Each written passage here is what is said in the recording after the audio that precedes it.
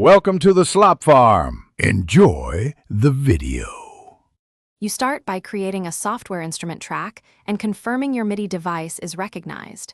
This avoids input latency.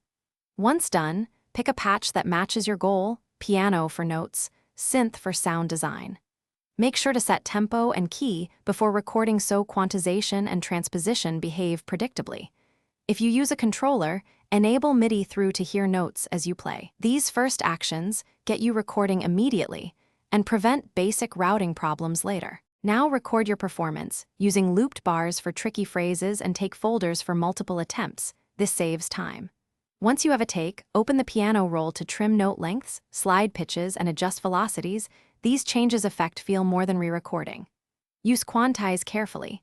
Set it to 1/8 or 1/16 for rhythmic parts and reduce strength for a human feel. Also, try CC automation for expression. This is where MIDI becomes musical, not just notes on a grid. To finish, balance MIDI tracks using volume, pan, and insert effects like EQ and reverb. Then bounce stems to audio for mixing or export a MIDI file for other apps. Once everything sounds right, save incremental project versions and export a master WAV or MP3. If you hear no sound, first verify the track's instrument plugin is loaded and monitoring is enabled. Next, confirm MIDI channel matches the controller and that the I/O routing in GarageBand and audio/MIDI setup is correct. Thanks for watching. Consider subscribing if we helped you today.